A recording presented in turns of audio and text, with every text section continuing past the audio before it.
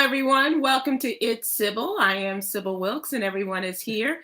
Let's talk to Papa first. Hello, Chris Paul. How you doing? How you feeling? I'm feeling much better. Thank you for all of the remedies you gave me last week on It's Sybil. Which one worked, Chris? Which one worked? Right. That's okay. I'm not sure which one. I took a combination of some. Did you do the onions in the sock? No, but Okay. some woman had she had contacted us and said, remember she said brat, used the brat technique, and we were all like, what is that? Yeah. So it turns out it does stand for something. It stands for just eating Bananas, bananas, rice, and apples, applesauce, and toast. Wow. And it turns out those were the things I could keep down. So thank you for that. Oh, okay. So they kept you full, and you had some food on your stomach, able to keep it down. That's good. It just takes time. It just takes time to get past these things. Yeah. But thank God it was no COVID. I took a test, so that's good. That is awesome. And you're feeling good enough to have the grandbaby around? Yeah. That's great. That's great. Well, that lifted our spirits and our hearts today. So thank you very much. Before we started, young Coy, how are you? I'm doing pretty good. Okay, could you be a little bit more enthusiastic? Somebody who's doing pretty good. She's nervous. She lives in Georgia. Are you nervous, Coy? I don't know if we are okay. This is I just cannot believe that this is the second time that Georgia has record-breaking numbers for voting with the Senate once again, and it is between, my opinion, I'm not trying to force it on anybody, a very great candidate and a candidate that shouldn't be there. Well, you're not alone. A lot of people don't like Senator Warnock. So I'm kidding. But you're definitely not alone. And people just don't know what to make of Herschel Walker at this point. And the fact. Oh, they know what to make of him. They know what to make of him. Okay, they don't know what to make of the fact that he could very easily become the next senator from the state of Georgia. Right. Now, I did vote early. I will say that it took almost an hour for me to wait in line and vote, but that was great considering it took longer in a lot of other places. And I mean, I'm happy to hear that a lot of people took the fact that they couldn't. Even some of my older, family members, the things they experienced trying to vote while they were younger. Did your mom vote, Coy? I believe she did. I'm gonna check to see. Usually my mom does vote. I don't know if she voted early. I was just wondering if she had faced any challenges and, in terms of waiting and the lines and things like that. So I know it's cliche, but it always makes me feel good when we have elections and they always interview somebody who waited, who's like 100 years old. Yeah. And how they would not miss out on this opportunity to cast their vote. And then we have people walking around who just blow it off and take it for granted. Right. Yeah. So one of the stories that I did see, Coy, was the fact that more people voted who did not vote in the general election. They voted in the runoff because they saw the need and the necessity for casting their vote and making their vote count as opposed to the general. Did that surprise you? Yeah, that did surprise me, but it also makes me happy because people are starting to understand politics, that it's not just about what happens on bigger levels. We need to understand what's happening on a state level and also on a local level and how this affects us. And I think with the candidates that we have right now that are going to be facing off finally tomorrow, a lot of people are starting to understand, hey, listen, I need to get my booty to the poll and vote because this is important. Absolutely. And Hug, how you doing? I'm fine. Just scared. That's all. Well, I like your cool. It's scary, so it was very scary. It is. It's frightening, and yet I think we're going to be okay. I just have a good feeling about this, but then I had a good feeling about the state of Texas and making some change there too. So what do I know? But I'm actually scared, win or lose, Sybil, because if Reverend Warnock wins, that means they're going to put all their effort not into finding better candidates for the GOP. How can they make it even harder for Black people to vote? Right. Yeah. Each cycle, each time. Right. Yeah. Who are they going to bring in next? Petey Wheatstraw? I don't know. He might get my vote. Yeah. Yeah. Let's talk about the What You Need to Know You'll newsletter. vote for Jared, bro? Really? That is what we are talking about here. That is one of the stories that we have in the next day's newsletter as we super serve the African American community. The subscription to the What You Need to Know newsletter is absolutely free. We'd love to have you subscribe. Please go to sybilwilkes.com and give us your name and your email address, and we will have it in your email box the next morning, Monday through Friday morning, first thing in the morning. Coy is our social justice activist. And Coy, you're talking about the shooting of another Black teen by another city police department, and this time in Gulfport, Mississippi. Yes. And this happened on October 6th. I'm just now finding out about this through social media posts that have gone viral. Basically what happened was officers were responding to an emergency call, reporting individuals with a firearm that were sitting inside of a car that was parked at a Family Dollar store. And so officers say, according to the Gulfport Police Chief Adam Cooper, they say that when officers arrived, that 15-year-old Jaheim McMillan refused to stop when he saw police, and he showed them a firearm. And this is when the officer told him, allegedly, to drop the weapon, and the officer opened fire when he refused. He was struck in the head and died a few days later after being taken off of life support. So, but there were eyewitnesses. Yes, there were several eyewitnesses that talked about a teenager that was basically shot for no reason. There was a woman that said she saw the officer shoot him and didn't see a gun on him at all. And she was also saying that she saw him with his hands up and the officer shot him anyway. There's also a bystander that was recorded on a video. Looks like a middle-aged white man, and he was yelling very furious at the scene after the shooting happened. And he was saying that basically the officer was a gun effing happy piece of S that basically ran up when the officers arrived on the scene. They pretty much ran up on the teenagers with guns. The teenagers ran out of the car, ran in different directions, and then the officer sees the young Jaheim and shoots him at point blank range. Can any of you recall officers getting indicted and convicted just based on witness testimony? Not really. Or has it only been since we've had recordings? Yeah, that would be my guess, Chris, is that it is a result of some camera footage. Yeah, so no body cam footage has been released or any weapons found on the scene of the crime, Coy? They did say officers say they found a gun near one of the other teenagers that were captured later. That's what they say. I think they tracked them down with canines. I forget how the other teenager was arrested. He might have been arrested by an officer nearby, but the other one was tracked by canine, where they say they found a firearm. Footage, last I checked, hadn't been released by the Family Dollar, which his parents and community activists were protesting for. They're also protesting for the officer involved to be arrested. As far as I know, the officer was only placed on administrative duty. There's not a lot of talk about this. You would think that this incident would have gotten a lot more press and what have you. And I found more reports about this on social media and through local advocates than anything. I had to do a lot of digging to put the story together. A lot of digging.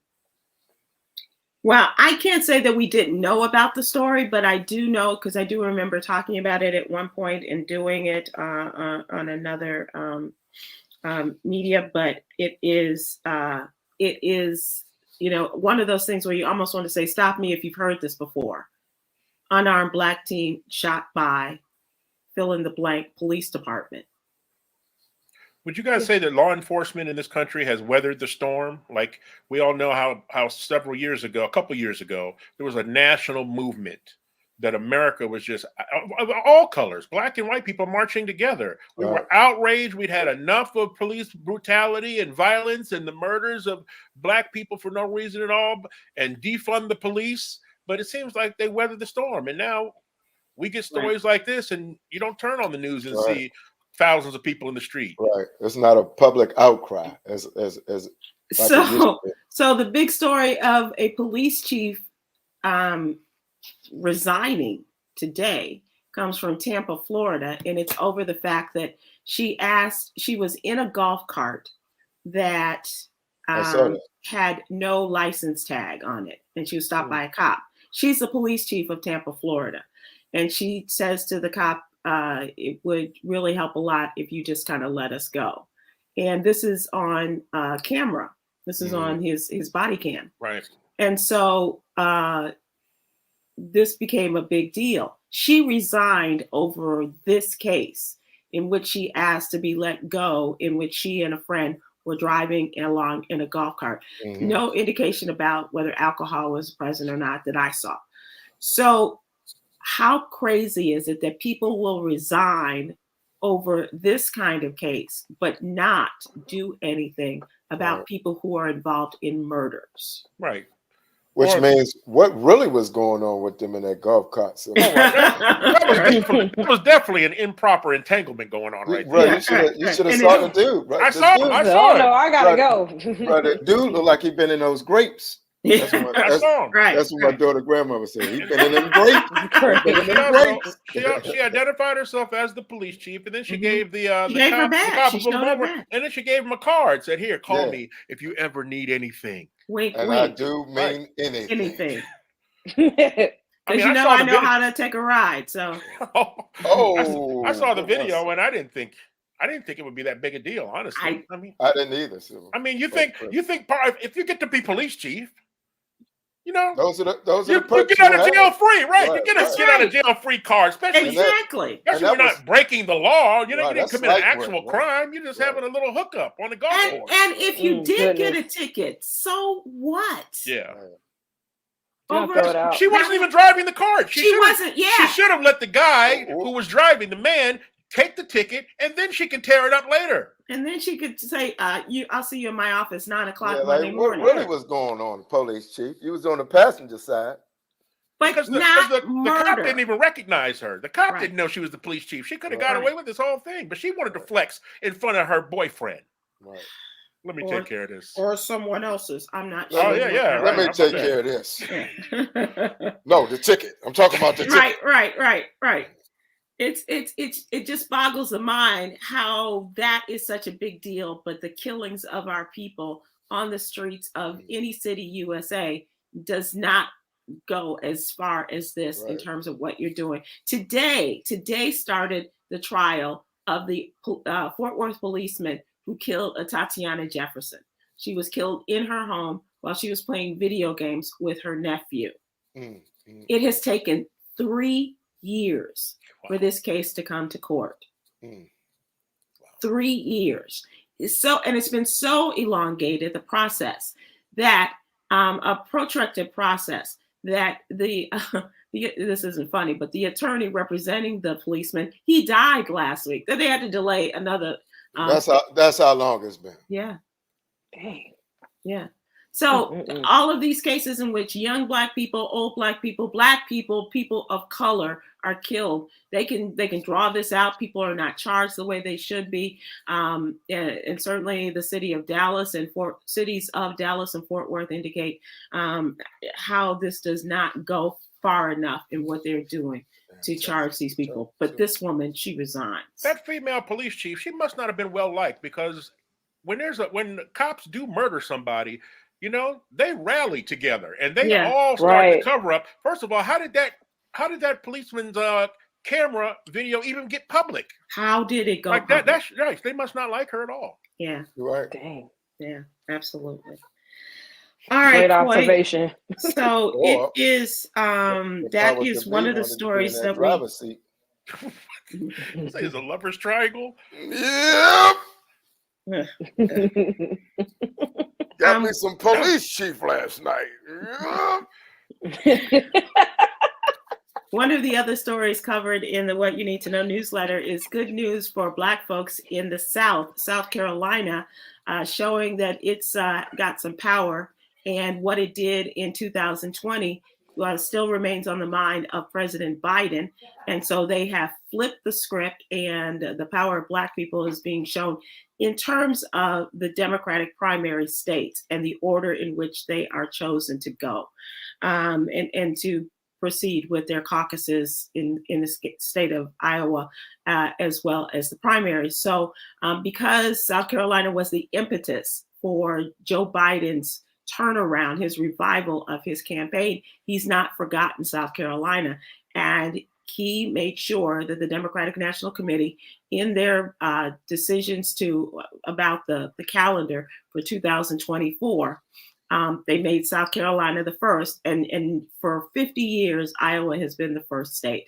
Wow. And it's not demographically representative of the Democratic Party, not to mention it's cold as hell, and so it's crazy that they made this change, but they are also going after states that are also more representative of a more diverse Democratic Party. Nevada will be in the top 3 or 4. That's the big Hispanic representation there. Michigan, which has a large Black population, and so forth. So they're making the effort. All of this is a moot point for 2024 because, of course, Joe Biden is expected to run again for president, and he won't have the competition, so there won't be those primaries. But they're looking ahead to 2028, where people are already kind of lining up for this, if you will. Refresh our memories, Sybil. Who were the leading Democrats before Joe got to South Carolina? Pete Buttigieg. Oh, wow. Pete Buttigieg won in Iowa. I believe it was, and I'm not sure, I want to say Senator Klobuchar did very well in those, like in New Hampshire and what have you. And I forgot too, Chris. I know. But still in it. All I remember was people just saying Joe Biden was done. He was done. He was done, and he was about to pull out of the race itself when Congressman Jim Clyburn, said, "Hold on, stay in. We got you. Stay in, Nick Cannon." That's right. Speaking of which, we'll talk about Nick a little bit later. So that is a story. And then, of course, another story is the former president wanting to have to take down the U.S. Constitution because he believes that this would allow him, if these darn rules weren't in the U.S. Constitution, then he would still be president. He would be. He don't like rules. He don't like rules when they. To his advantage. Exactly. Not when you're training to be a dictator. Right. That's not cool to have a constitution. Right. And so, but the story is not only that he would the call for the tearing down of the U.S. Constitution or tearing up of the Constitution, but how Republicans have not called out his BS for this. They're scared of him, so. They are. Well, they're scared not only of him, Huggy, but they're scared of all those people. His fan base. That's right. He's politically castrated those. Yep. And only a few with the real cashews, like Liz Cheney and others who called him. Women, oddly enough, those are the ones because the guys, they don't have it. They don't have it at all. They don't have it. They got no love for him, but they're scared of the just crazed fan base that you say supporters that he has. Absolutely. And that's why he continued to hold those rallies. Yeah, I mean it's one thing. Okay, Coy's a little pushed there. Okay, so it's one thing to have a rally and nobody gallon jug of water. So far as we know, it's water. Meanwhile, the plants in the back like this. The plants in the back are like Miss Jane Pittman. That's how thirsty they are. Feed me, Seymour. Water. For folks who can't see, Chris is taking a little nip. Coy took a jug to the head, and so all we can hope is that Trump lovers and DeSantis lovers destroy each other. Yeah. But you're like Alien versus Predator. right. So let's move to the trending question. What's really going on? Our question of the day. And my question to you guys is, why are people so angry? And Coy, I'm going to remove you from this because you are a Jackson State alum. So, but why? Oh no, you can't. No, you can't. Well, no. For initially, because we know you're biased about this. No, but I'm not.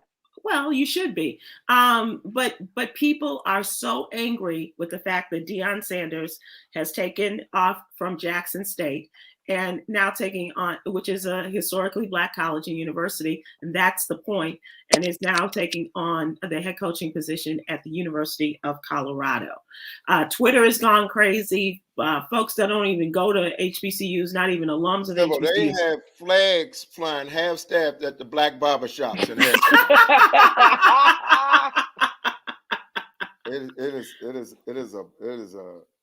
it is a sad day. That's what they're saying. That's what they're saying. When Deion went for HBCU later. Yeah. HBCU later. Amazon primed himself flying coach to Colorado. Well, he took his talents to Colorado for sure. And people took to Twitter so asking you guys, and lady, as well as the viewers and the listeners, are you angry? Why are you angry? Or if you're not, why aren't you angry? What is it you see about this? He came in big and flashy, I might add, and we can talk about the way that he addressed the public as he was announced as the new head coach of Colorado. What do you think there, Chris?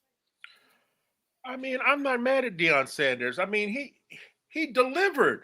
Right. He delivered for them. He brought them championships. He brought them national notoriety. Yep. I mean, they were covering his program like they were covering Alabama. Yeah.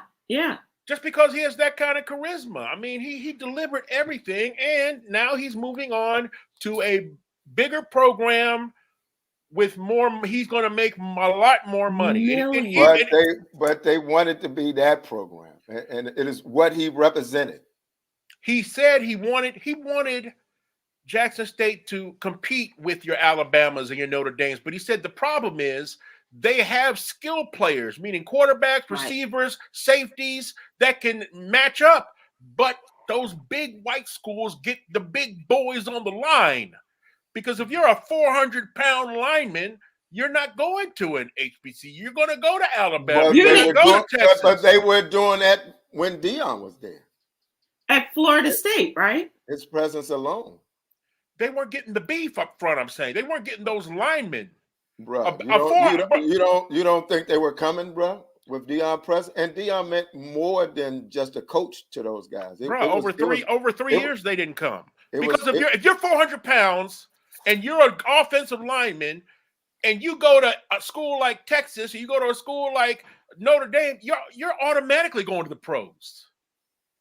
Deion can't promise them that. And not only is he leaving, but he's taking his football star quarterback's son with him, Renee Woodridge, and then we'll get to you, Coy. Renee Woodridge on Facebook says because he's taking the star players with him, and he told the players that's a whole nother situation. And he told the players in Colorado, if you want to get into that transfer portal, okay.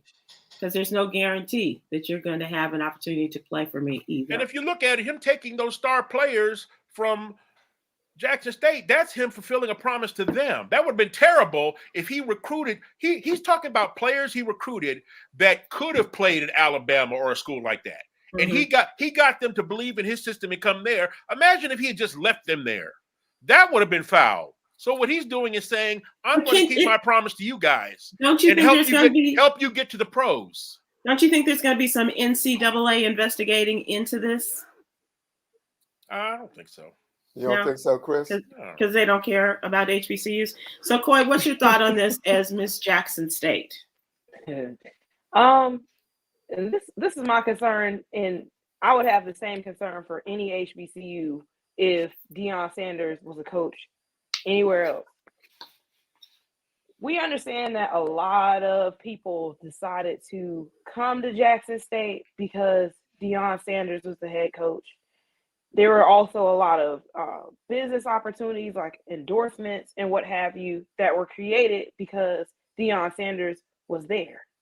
Now what we're going to start seeing, what my concern is, who's going to start withdrawing from Jackson State just because Deion Sanders is no longer there? I just saw somebody. Right. Somebody decommitted. Decommitted. A 3-star football player decommitted. And that's going to happen. Right. Yeah. I'm concerned about like the funding that my school has gotten because of Deion Sanders, endorsements and things like that. Like, yes, these are things that happen. We got these brand new facilities that are amazing, but who's going to help maintain that? Even though we do have staff that's been there vying for Jackson State for several years. You have alumni that has been given donations. You have wonderful athletes that have gone to this school. So let me just stop you there, because so you're asking who's going to maintain this? Don't they have an athletic director, and don't they have a president and all the other people that will make these decisions on who the next head coach will be, and in providing the coach and the facilities and all of that? So that is their task, right? Right, but at the same time, they don't have the name and the power that Deion Sanders does. But so that's what I'm saying. But they can go out and find him. What are they going to do? It doesn't mean that they're actually going to get it. What you guys are saying is not a problem that is just a Jackson State problem. This is any college program, whether a coach leaves for a better job or gets fired. You have kids transferring. That's why they made this whole transfer portal so easy for kids to switch schools now, because they know coaches make commitments to them and then they bounce, or they're hired to be fired. Right. Cassandra Brown Collier says on Facebook, it's going to be tough and he will get fired just as quickly as other Black coaches have been from PWI schools. Ask Willingham, Simmons, Edwards, Hazlitt, Lovie Smith at Illinois. Thank God for Dino.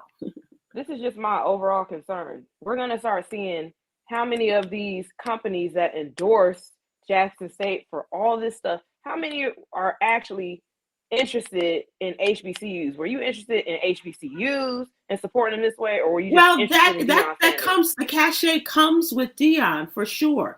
But that's what I'm saying. That's where it is incumbent upon the people, the administration of Jackson State, to do the due diligence to keep them.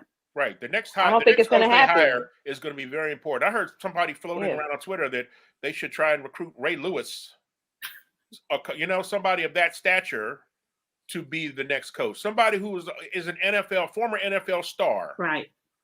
Just like Steve McNair was a big deal at Alcorn. I can't remember where Tennessee State is. Cutie Pie George. So Dr. S.D. Marks on Facebook says, I think over time they were coming. It took time to build the powerhouse teams also. It was him selling like he really cared that has people upset. I think so too. But Coy, to your point, I really think that that's going to be the job, and they might have to hire outside people they might have to hire outside people in order to find. We thought Coy went through the transfer portal. I know. She already checked into the transfer portal. Hello from USC. But to find people who can do the recruiting and find somebody of that stature, like you were saying, Chris, a Ray Lewis type, or somebody just as big in the NFL as a former. I think I don't think it's going to happen. How about Coach Kaepernick? Now that would work for me. That would be amazing. I would definitely become a fan of. I just feel like whoever they have, that's a great idea. Like, it has to be somebody of a star level. A lot of people are taking it personal. I think that goes without saying. What he brought to the program, a lot of people are taking it personal. Yeah. And he Oh could my have stayed gosh, there yeah. for I don't know how many years and left, and people probably will still feel the same way. Yeah. They could have left 6, 7 years from now. But that's the nature of the sport, of the But profession, what is he to. brought to the particular program and how he went about being a But people are taking mentor, this a so father figure, personally. there's so many things to those athletes. You know what I Right. But mean? there It's are a personal. lot of coaches in college football That who, do Yeah, that. who fill yeah, I those know. roles. Yeah, I know, but you know, it just hit different for them. I believe. Yeah. I believe. Well, let's see Y'all who's making him interested out to in be a deadbeat HBCUs from daddy. here. No, not at Like he's all. abandoning his kids.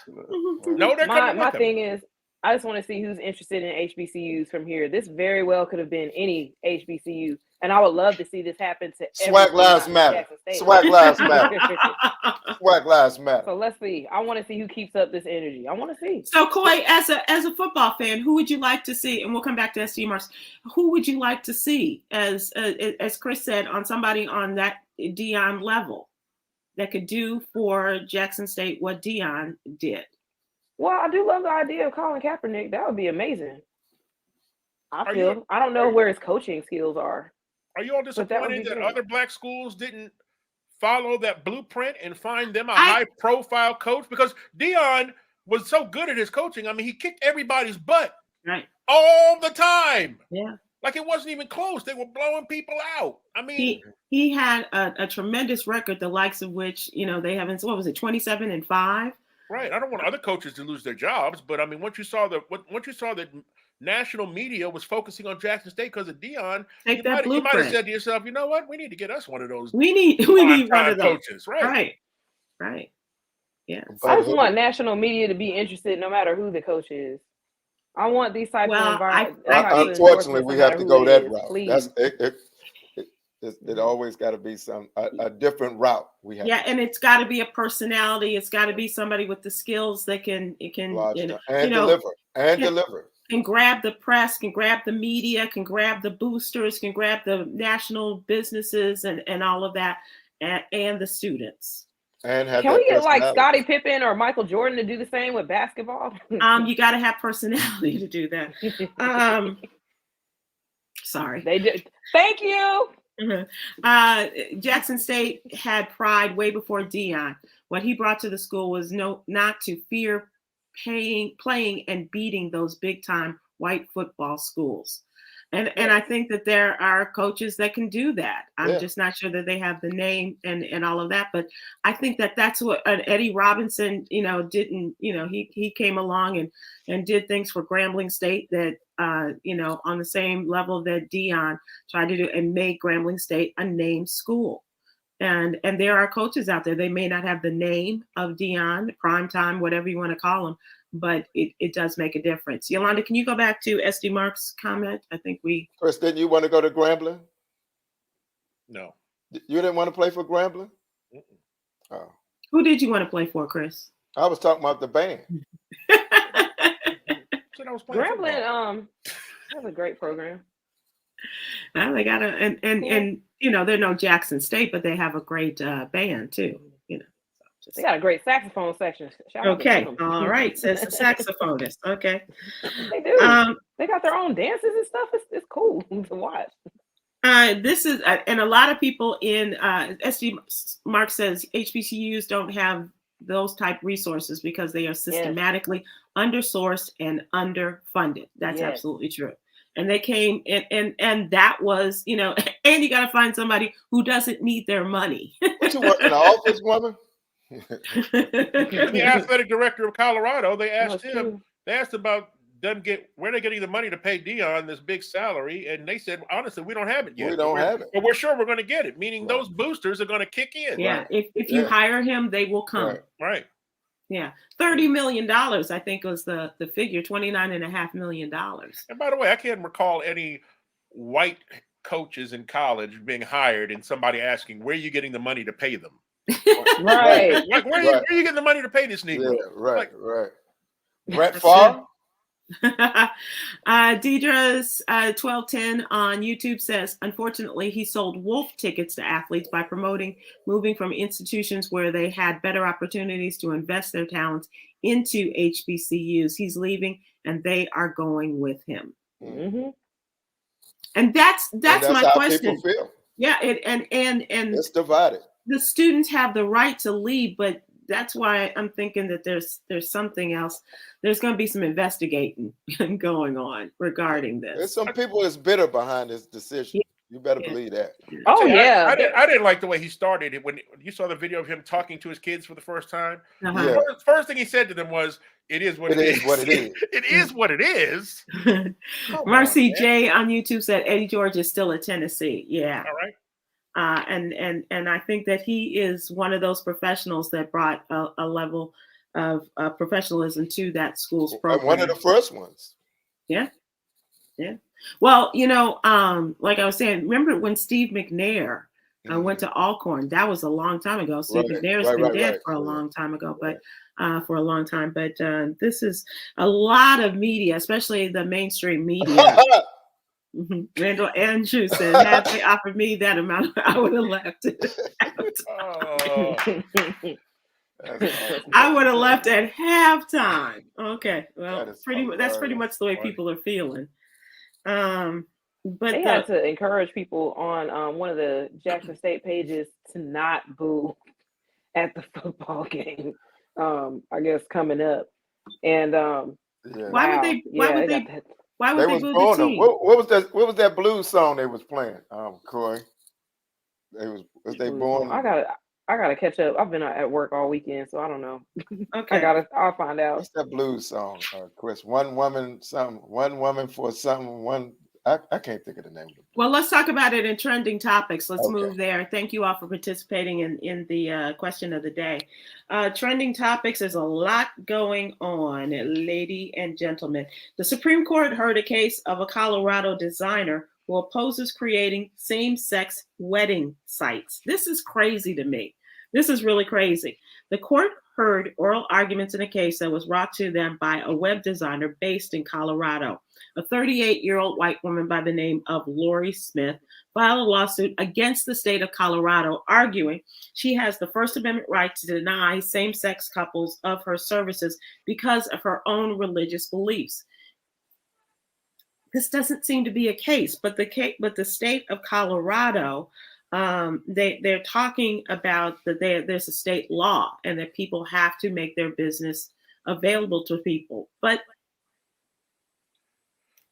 the real problem is no one even asked her to do it. Like, she didn't have a client who was a same-sex client that wanted her. She just thought of this on her own. No, she didn't think of this on her own, but somebody, perhaps the conservative legislator, said, we're going to take this and we're going to use you as an example of this because we don't like the fact that you have this rule that opens up, that calls out people who are prejudiced against same-sex. So they put a face to it. They put a face to it. And I mean, some of the ridiculous questions that were asked, like Samuel Alito was asking if there were some Black children who were dressed as Klansmen, and did someone have the right not to take their picture? It was ridiculous, and I couldn't see it, but I know that Ketanji Brown Jackson, the newest justice,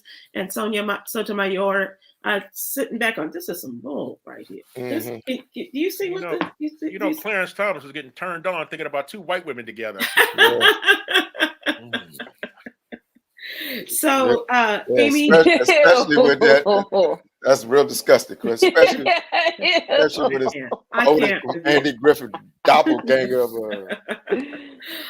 During a portion of the oral arguments, the conservative justice Amy Coney Barrett spoke about possible hypothetical similar cases, such as a newspaper that would only promote same-sex marriage announcements instead of promoting both same-sex and opposite-sex marriage announcements. Just taking things to the extreme there. We decide this case obviously applies to others. She said during the arguments, what if we say it's a gay rights group that wants to publish gay rights announcements online all year round, not just for Gay Pride Month, because it wants to celebrate love in that community? Okay, but that's the First Amendment. You can do that. The difference is the cases where people went to have a wedding cake made. a same-sex couple, and the baker refused to do it. Right. But nobody had come to this woman. Nobody said, we need you to put on your website that you do costumes or wedding clothes for gay couples. But you know how you get more business, Sybil? Just like that. Yeah. You better believe some people is coming too. Yeah. Man, yeah. And I think this is more of a publicity stunt. Publicity. Yeah. Yep. Absolutely. Absolutely. Get well wishes. Speaking of Nick Cannon earlier, get well. He's been in the hospital. He says it's just pneumonia, nothing I can't handle. He handles 11 kids, soon to be 12. I thought he was in there for stretch marks. For his sympathy pregnancy. Oh, gosh. He did come down with pneumonia after a night at the on stage at the Madison Square Garden. He said, this is a great lesson to take care of you, or you won't be able to take care of everyone else. He said, I don't need any well wishes or prayers, just some solid rest, and I'll be back on the journey to becoming stronger than ever. It's just pneumonia, nothing I can't handle. He also has lupus, a pre-existing condition, which can play a big part in that. So I don't think he can just dismiss it like that. He's not every man. He is a man with an illness on top of another illness now. How you not need well wishes and prayers? Right. How do you say, keep your prayers? I'm good. I'm good. Send them to Chris. Send them to Chris. He said it was crazy that he was rocking out a sold-out crowd at Madison Square Garden just the night before. Now I'm all alone in a tiny hospital. Life is definitely a roller coaster. And just last week, we saw him out buying Christmas presents for all 11 of his kids, soon to be 12. And good on you. That's right, because he closed Costco's down, right? So. Right. Yeah. Also in the news, authorities are investigating the shutdown of North Carolina power stations, and the FBI has also joined the investigation. The power outages that took place starting Saturday night in North Carolina in Monroe County, roughly 90 miles east of Charlotte. That's outside of Charlotte. Yeah. It's kind of there between Greensboro and Charlotte, and then there's Monroe County. Skip Murphy? Skip Murphy from Monroe. Is that right? Mm-hmm. I knew he was from North Carolina. I hope his mom is okay. They said that they believe the power outages were caused by intentional and targeted attacks, gunshots, on substations that left 40,000 customers in the dark. It's cold, it's dark, and they are without power. And they're reporting that they shot up the power stations all to shut down a drag show that was going on. This whole thing with drag shows is really crazy. Yeah. Potential vandalism of equipment at different sites, and it's been damaged by gunfire. They fired at 2 substations. And Chris, I heard the same thing, that people were angry about a drag show. The drag show also was cited as a possible reason for the shooting at the queer bar in Colorado Springs. What miserable lives so many Americans lead when all their focus is on how other people are living. Right. What other people are doing. I mean, how about mind your own business? Right? What are you doing with your life? Nothing. Right. Why would you want to interrupt the drag shows? Those are fun and amazing. Well, they don't know the fun and amazing part. They're offended by it. And so their answer is to make everybody miserable. Well, they should go. They'll have a ball. Right. Like they like to say in the community, get your life. Right. Absolutely. Kind of knew this was coming, but Nike has cut the cord with Kyrie Irving. The shoe giant initially suspended its partnership after he tweeted about the film gave a link to the film on Amazon, which is filled with anti-Semitic tropes. A Nike spokesperson reportedly confirmed the end of the partnership, though no additional comment or details were given. In a statement, Nike said only Kyrie Irving is no longer a Nike athlete. A rep for Kyrie did not answer to the request for comment, but he did post a reaction with the caption, "Let the party begin, and there's nothing more priceless than being free." And the negative backlash Kyrie was receiving over promoting that movie and not apologizing at first, Mhm. pretty much blew over thanks to Kanye. Like Yeah. Kanye went so deep in his anti-Semitic bag Right. that Yeah. it made Kyrie look not so bad. Exactly. Yeah. A lot of people are saying apparently that the movie isn't anti-Semitic. That's a lot of opinions that I've been seeing. Well, I mean, I'm sure people who are supporting Kyrie are saying, that's not so bad. But have you seen it? I haven't, not yet. Yeah. I want to wait until all the, buzz. Well, it's not as if we have to stand in line for it. Right. I also need an off day. That's what I was going to say. You need to wait for time that you have some of your free time to watch this. So we've learned that black people, when they act up, they take away your shoe deal. Like, what does it take for a white athlete to lose their shoe deal? Right. Like Michael Phelps didn't lose his Speedos after he was smoking weed. Yeah. And we're talking about back then when it wasn't legal nowhere. Right. Exactly right. Exactly right. They got Weedos. Or needles. You're so silly. You are just the silliest. Also want to talk about the fact that Santa's elves come in all different shapes and sizes. Ahead of the holidays, a couple in Ohio followed in Santa's footsteps and delivered packages they saw discarded off on the side of the road. Zachary Arnwine is a 24-year-old steelworker from Cleveland Cliffs, Ohio, and said that he and his fiancee, Tristan, a 20-year-old stay-at-home mom, were driving to their home in Franklin, Ohio, from his father's house just after Thanksgiving when they saw a FedEx driver who looked like he was throwing trash out of his truck. They turned around, the FedEx guy was already gone, and when they pulled over to where he was and looked over the side of the guardrail, he said there was maybe 5 to 12 packages laying there. They decided to pick them up, bring them to the car, and we started calling phone numbers to deliver them. Wow. How nice is that? That's really darn nice. They drove around for more than a different kind of steel worker. Right.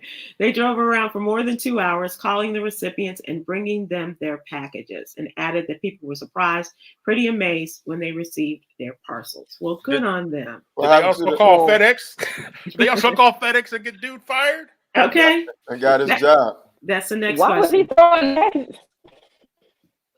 Coy, we're trying to apply some sort of logic to something that doesn't make any sense, right? Yeah. I wanted to ask a question, but then I stopped myself. Like, right? Why do people do most of the crazy things that they do? I don't know. A woman, and speaking of crazy things, a woman is suing Kraft Foods for $5 million, saying the Velveeta microwave mac and cheese takes longer than advertised. The label on the cup of Velveeta's microwavable mac and cheese says the meal only takes 3.5 minutes, but a Florida woman says it's false, and she's suing them for $5 million. Hialeah, Florida is where Amanda Ramirez lives, and filed the proposed $5 million class action lawsuit because of the time difference in which she said. Was a microwave plugged in, Sybil? The lawsuit claims was it made in 1980? It was packaging on the microwavable single-serve cups of mac and cheese says it's ready in 3.5 minutes. The product's instructions say to microwave the cup for 3.5 minutes, but her attorneys argue this doesn't account for the 4 other steps required to prepare the pasta. Removing the lid and the sauce pouch, that takes time. Adding water, microwaving, and stirring, according to the court documents. These additional hard taxing steps make it impossible for the mac and cheese to be ready in just 3.5 minutes. Imagine the attorney that would take this case. Right. They got hype off of that Pepsi documentary on Netflix that said, we can do this. How crazy is this? It's crazy. How bananas do you have to be? And like you said, Chris, this amounts to, ambulance chasing. This is like, yeah, I'll take the case. Yeah, sure. What the hell? I'll get some publicity out of this. And she did her back broke, Sybil. For 3.5 minutes. which is probably more than she's had in a while. That's anyway. what it is, bro. No. All right, let's move to entertainment. And she wasn't. That wasn't part of the entertainment. Right. It was the prelude to real entertainment. Congratulations to Keke Palmer. She announced her pregnancy on Saturday Night Live. Mm-hmm. And she wasn't the first. You may remember that Cardi B has done it. Showed her baby bump for the first time on the show, Saturday Night Live, confirming she was expecting her first child with Offset. And that was also, I think it was another public baby bump by Beyonce for both of her pregnancies, the oldest daughter, Blue, and for her twins, Sir and Rumi. During this. So here's the funny thing. I was out Saturday night and I didn't see Saturday Night Live. I didn't see the sketch, the opening sketch or the monologue. And so I walked past a room and there was some kids who were watching it, and there was a skit in which they were doing a takeoff on Keenan and Kel, except this time Keenan and Kelly. Right. And at one point, she said, "And I'm pregnant." And they showed her, and I was like, "Wow, who is the makeup person?" I was saying the same thing, Sybil. I was like, "Man, she is good. Like she poked her stomach out to look like she's pregnant." I said, "Good on her for sticking her stomach out." And it was like the line, it was the belly button was extended. And I was like, "Who is the makeup person that did this? It looks so real." I was saying the same thing, Sybil. The kids looked at me like, "Nope, she's pregnant." Nobody gets awards for this. She just said, "She's pregnant."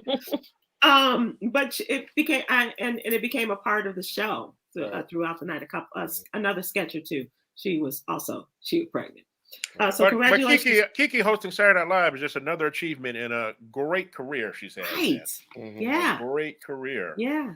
And a lot of women are happy for her because apparently she had PCOS. So that causes a lot of complications in terms of getting pregnant and even carrying out pregnancy.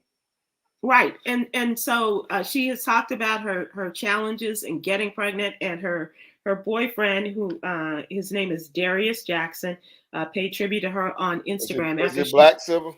Darius Jackson. Oh. Okay. You're racist. You're racist, Huggy. No, Sybil is racist. Sybil said Darius Jackson. I said Darius Jackson, her boyfriend, Darius Jackson. Sybil is more racist than I am, bro. Well, that's a stretch. I said, is he black? Darius. It's called bigot because we can't be racist. Coy, but I don't know what the acronym is, but for PCOS. But can you explain to people? It is a difficulty, a gynecological situation in which prevents women from getting pregnant or hinders polycystic ovary syndrome. Okay, PCOS. And she said she was she had other symptoms which indicated, and as soon as the doctor saw her, from a story that I heard, said, "I think you have this," because she has difficulty with her skin and some other things, and so this was a part of it. So we wish her a lot of luck. And you're right, Chris, because what a great talent. And she sang